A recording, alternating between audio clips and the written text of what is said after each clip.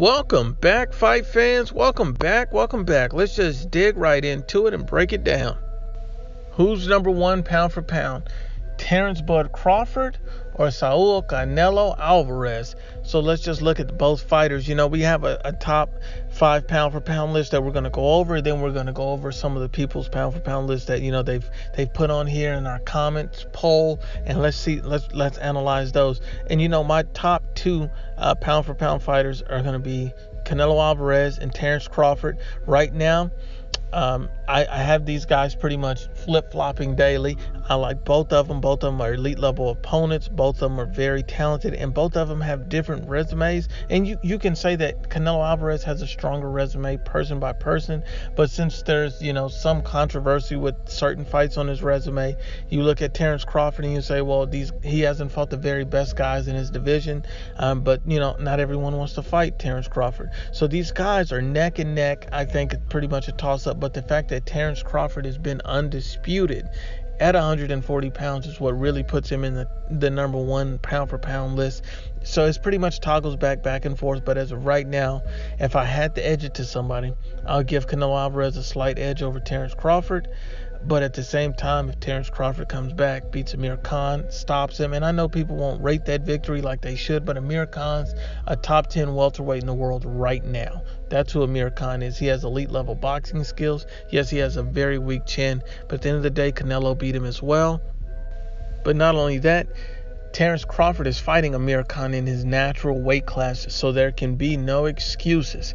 So I believe that Terence Crawford, will elevate, but once Canelo Alvarez fights Danny Jacobs, if he beats Danny Jacobs, stops Danny Jacobs, or even, just wins on a decision, the point is if Canelo Alvarez gets the win over an elite level opponent in Danny Jacobs and unifies the IBF world title in the middleweight division, at that point you have to rank Canelo head and shoulders above Terence Crawford, because Terence Crawford's going to need another big name in the division, title unification at this point for him to be able to try to regain that spot. So right now, if Canelo Alvarez edging Terence Crawford at number 1, I have Terence Crawford at number 2 on my pound for pound list, the IBFP. And then when you start looking at the rest of the pound for pound list, it's all pretty much who you like.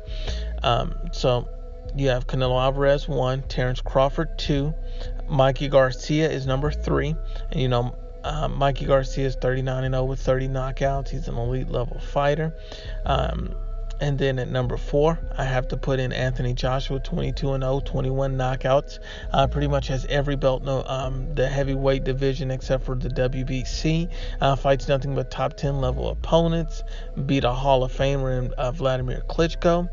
So I have to put him at number 4. And then at number 5, I'm going to have to put in Vasily Lomachenko, who's a very special fighter.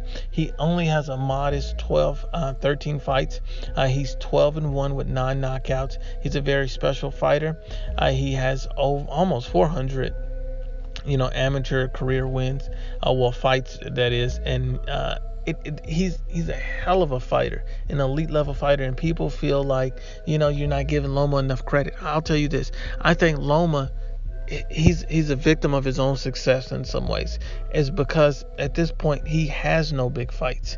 He has Crowley that he can face next, and that's not an exciting or big fight, but it's not his fault that he's having to face this guy, because that is his mandatory. It makes sense for him to fight his mandatory, because why give up a belt when you're trying to unify the division? Makes no sense. So I understand the situation that Loma is in at this point.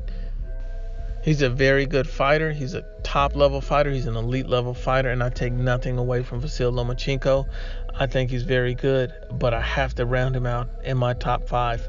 I have to be honest and unbiased, Canelo Alvarez at 1, Terence Crawford at 2, Mikey Garcia at 3, Anthony Joshua at 4, and Vasily Lomachenko at 5. That's the IBFP's top 5 pound for pound. We're not going to go into the top 10. We're just going to leave it at top 5, and we're going to kind of go over some of our subscribers, you guys, pound for pound list.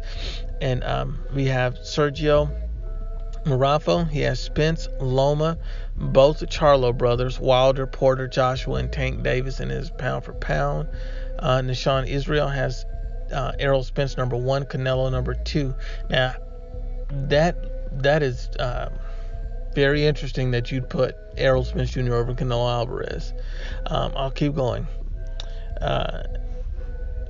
Sonny V, Now, Sonny V has Canelo Alvarez at number 1, Terence Crawford at number 2, Mikey Garcia at number 3, Triple G at number 4, and Danny Jacobs at number 5. I can definitely respect that list. That's a very good list. It's a top-level list, an elite-level list. Sonny V, shout out to you. That is a hell of a list. I have nothing but respect for that list. Black Wall Street has a list. He has Errol Spence number 1, Canelo number 2. So a lot of people are putting Spence over Canelo, looks like. I mean, I don't see what Errol Spence has done, but anytime that I talk about resumes, you have a lot of people come out and say, oh, you're just hating on Spence. And I'm just saying, I don't feel like he's done anywhere near enough to even be considered anywhere near close to Saul Canelo Alvarez as far as pound for pound listing. I don't even have him on my top 10 pound for pound. But that's another story for a different day.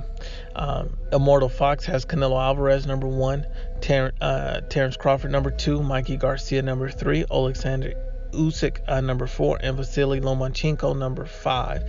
And see, I think that's fair that Vasily Lomachenko's number 5, because that's where I have him. Black Wall Street has Vasily Lomachenko number 10. I think Vasily Lomachenko's better than being number 10. I don't want to put Vasily Lomachenko at number 10. I think that's egregious. Nishan Israel does not have Vasily Lomachenko even in his top 10. He has Errol Spence 1, Canelo 2, Jacobs 3, Usyk 4, Crawford 5, Wilder 6. He has Gervonta Davis 7, Luis Ortiz 8, Charlo didn't specify which one 9, and Inoue 10. The interesting thing is you left off Anthony Joshua and Vasily Lomachenko. I think that's a little egregious. You put on Luis Ortiz, who's never been world champion, who's been knocked out by Wilder. You put on Wilder, who's arguably looked the worst he's ever looked against Tyson Fury. Got a draw, should have been a loss. And he's number 6, but Anthony Joshua, who's undefeated unified champion, is not on the list. That's a very interesting list. I just don't get it. It makes no sense to me. El General, Pancho Villa, Spence, Loma, Crawford haven't fought anyone. How are they pound for pound best? So Spence, Loma, Crawford haven't fought anyone. Now, I'll put it like this. Say what you want about certain opponents. You can't always get the opponents you want. So what you have to do is you have to beat the champions that are available to you at the moment, and you have to look good and dominating doing that. Vasily Lomachenko has looked good dominating doing that. He's definitely a pound for pound fighter. Now, where you rank him on the pound for pound list is where we may have debates, but he's definitely a pound for pound fighter. Terence Crawford, he's absolutely a pound for pound fighter, and he can be number 1, number 2, or 3. He is an elite level fighter. He unified the whole 140 pound division. He's already a world champion with his first fight at welterweight. That's very impressive. Who else does this? These guys are top level fighters. Now, Errol Spence, he has 1 belt, and he hasn't really done much outside of winning that 1 belt, and now he's fighting a guy 2 divisions smaller than him. So I can understand how you can say he hasn't done enough if we're being unbiased. But let's keep going. Remy Lokes has Terence Crawford 1, Mikey Garcia 2, Canelo Alvarez 3, Lomachenko 4, and Leo Santa Cruz 5. So I can dig that list. I mean, I have no problem with Loma 4, Leo 5, Canelo 3 just seems very low to me. I feel like Canelo has to at least be 1 or 2, no matter who it is. He just has such a powerful resume. It's hard to argue with Canelo not even being number 1 in some degree. I mean, it's hard for me not to put him at the top spot. You got to make a great case, but I respect your list. Let's see. Jose Mundrin has his top 5 is Canelo Alvarez 1. Okay, Crawford 2, Mikey 3, Loma 4, Usyk 5. I can respect that list. All very elite level, top level, great fighters. Good list. Let's see. Adrian Felix. He states honorable mention. Shout out to the ladies: Cecilia Brækhus, Clarissa Shields, Katie Taylor. And now for the men's. Yes, Crawford, Canelo, Mikey, Usyk, Loma. So that's pretty interesting. I mean, and he has Loma in his pound for pound within his top 5. So that's good too. He has Mikey Garcia at number 3, Crawford over Canelo. So that's an interesting one. But I can give him that because Terence Crawford's an elite level fighter. But at the same time, I'm edging Canelo out at number 1 right now. Jiminy Experience has Canelo Alvarez number 1, Anthony Joshua number 2, Lomachenko number 3, and Crawford and Usyk tied at 4 and 5. You can kind of toggle those guys back and forth. That's actually a very interesting pound for pound list, and I can respect that one too.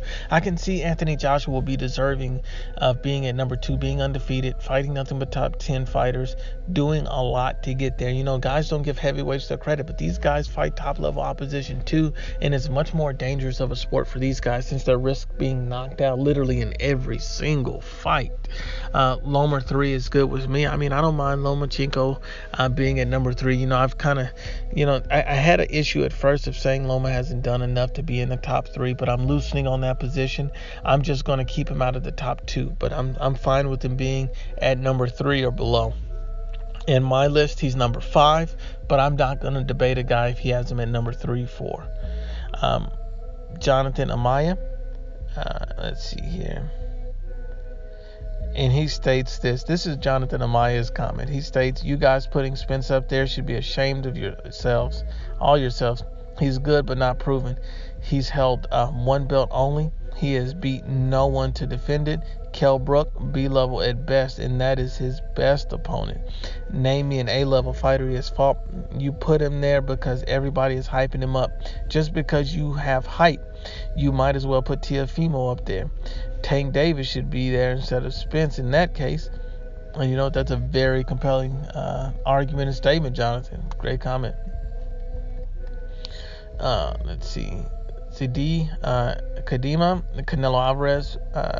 Let's see here. No, he doesn't have Canelo 1. He has Crawford 1, Canelo 2, Jacobs 3.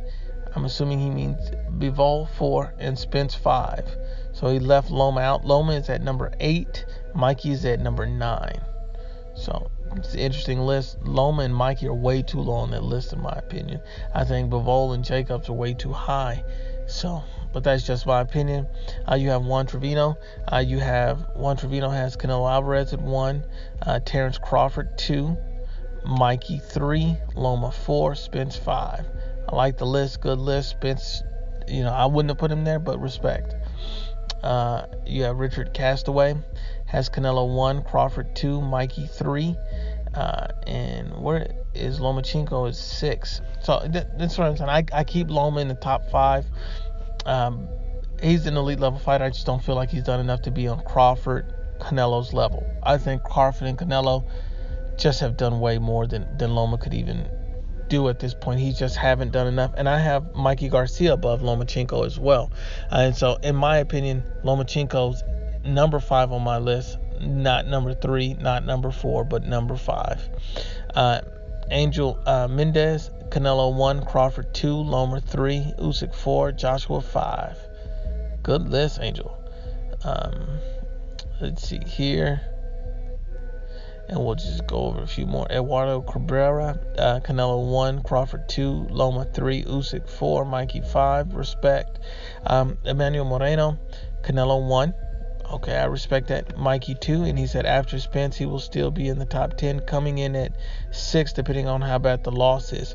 Well, you're already assuming he's going to lose, but if he does lose, he should still be a pound-for-pound fighter because, he took on an enormous challenge that he was never expected to win, so he can be commended for that.